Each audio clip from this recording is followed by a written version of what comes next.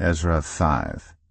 Now Haggai the prophet and Zechariah the prophet, a descendant of Iddo, prophesied to the Jews in Judah and Jerusalem in the name of the God of Israel, who was over them. Then Zerubbabel son of Shealtiel and Joshua son of Jozadak set to work to rebuild the house of God in Jerusalem, and the prophets of God were with them, supporting them. At that time Tattenai, governor of Trans-Euphrates, and Shethar-Bozenai, and their associates went to them and asked, "Who authorized you to rebuild this temple and to finish it?" They also asked, "What are the names of those who are constructing this building?" But the eye of their God was watching over the elders of the Jews, and they were not stopped until a report could go to Darius, and his written reply be received. This is a copy of the letter that Tattenai, governor of Trans-Euphrates, and Shethar-Bozenai, and their associates, the officials of Trans-Euphrates, sent to King Darius. The report they sent him read as follows: To King Darius, cordial greetings. The king should know that we went to the district of Judah to the temple of the great God. The people are building it with large stones and placing the timbers in the walls. The work is being carried on with diligence and is making rapid progress under their direction. We questioned the elders and asked them, "Who authorized you to rebuild this temple and to finish it?" We also asked them their names so that we could write down the names of their leaders for your information. This is the answer they gave us: "We are the servants of the God of heaven and earth, and we are rebuilding the temple that was built many years ago, one that a great king of Israel built and finished. But because our ancestors angered the God of heaven, he gave them into the hands of Nebuchadnezzar the Chaldean, king of Babylon, who destroyed this temple and deported the people to Babylon.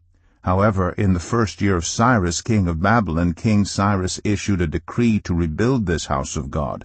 He even removed from the temple of Babylon the gold and silver articles of the house of God which Nebuchadnezzar had taken from the temple in Jerusalem and brought to the temple in Babylon.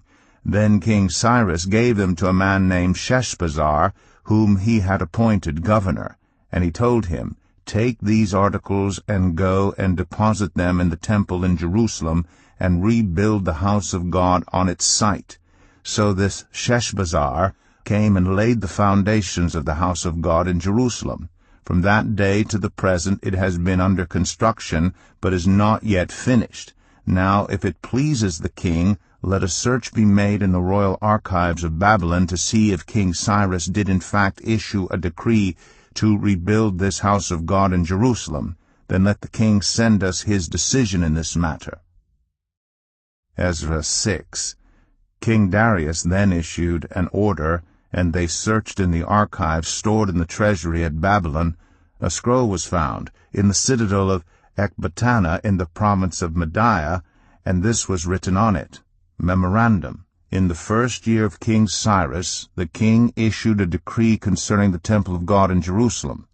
Let the temple be rebuilt as a place to present sacrifices, and let its foundations be laid. It is to be 60 cubits high and 60 cubits wide, with 3 courses of large stones and 1 of timbers. The costs are to be paid by the royal treasury. Also the gold and silver articles of the house of God, which Nebuchadnezzar took from the temple in Jerusalem and brought to Babylon, are to be returned to their places in the temple in Jerusalem. They are to be deposited in the house of God.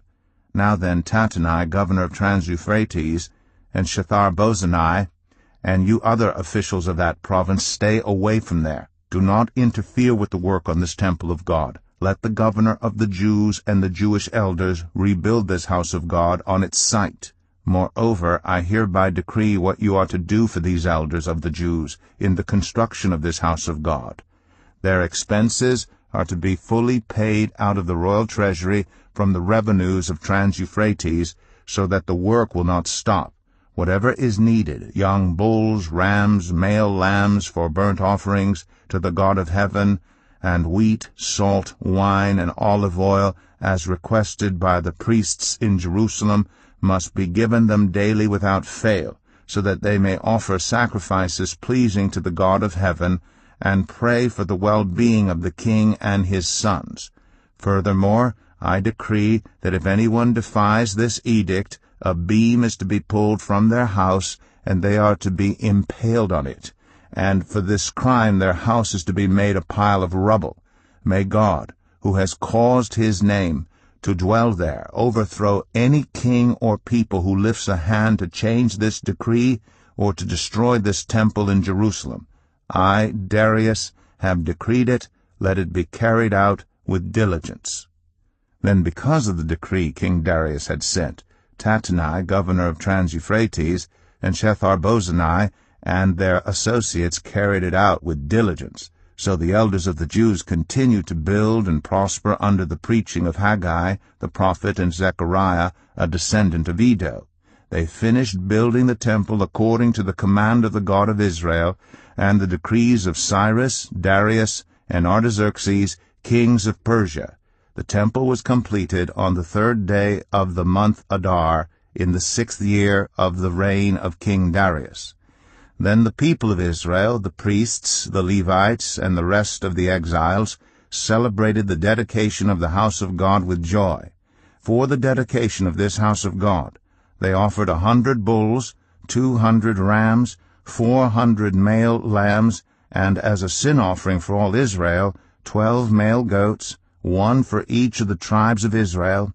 And they installed the priests in their divisions and the Levites in their groups for the service of God at Jerusalem, according to what is written in the book of Moses.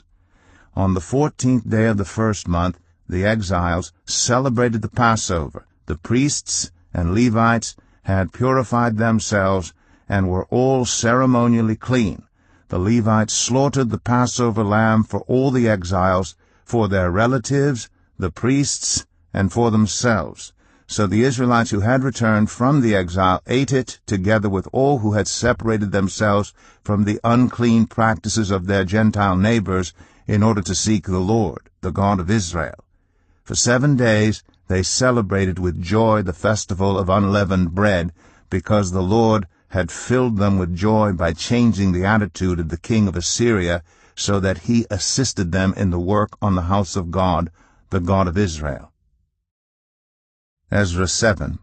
After these things, during the reign of Artaxerxes, king of Persia, Ezra, son of Seraiah, the son of Azariah, the son of Hilkiah, the son of Shallum, the son of Zadok, the son of Ahitub, the son of Amariah, the son of Azariah, the son of Meraioth, the son of Zerahiah, the son of Uzai, the son of Bukai, the son of Abishua, the son of Phinehas, the son of Eleazar, the son of Aaron the chief priest. This Ezra came up from Babylon. He was a teacher well versed in the law of Moses, which the Lord the God of Israel had given. The king had granted him everything he asked, for the hand of the Lord his God was on him. Some of the Israelites, including priests, Levites, musicians, gatekeepers, and temple servants, also came up to Jerusalem in the 7th year of King Artaxerxes. Ezra arrived in Jerusalem in the 5th month of the 7th year of the king. He had begun his journey from Babylon on the 1st day of the 1st month, and he arrived in Jerusalem on the 1st day of the 5th month, for the gracious hand of his God was on him. For Ezra had devoted himself to the study and observance of the law of the Lord, and to teaching its decrees and laws in Israel.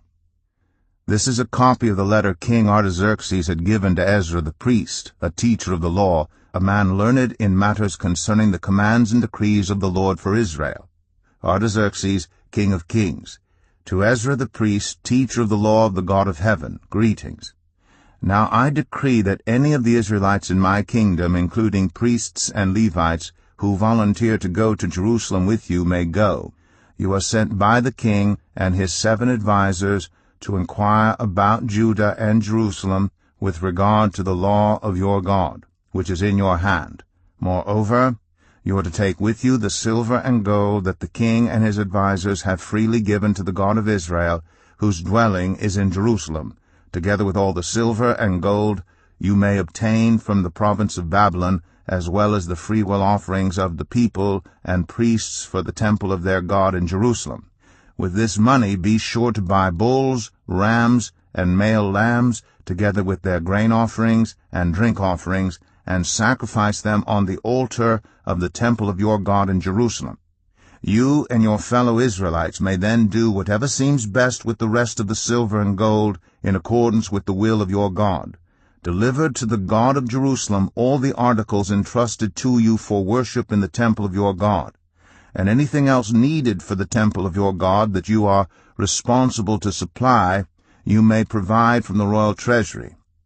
Now I, King Artaxerxes, decree that all the treasurers of Trans-Euphrates are to provide with diligence whatever Ezra the priest, the teacher of the law of the God of heaven, may ask of you, up to 100 talents of silver, 100 cores of wheat, 100 baths of wine, 100 baths of olive oil, and salt without limit. Whatever the God of heaven has prescribed, let it be done with diligence for the temple of the God of heaven. Why should his wrath fall on the realm of the king and of his son?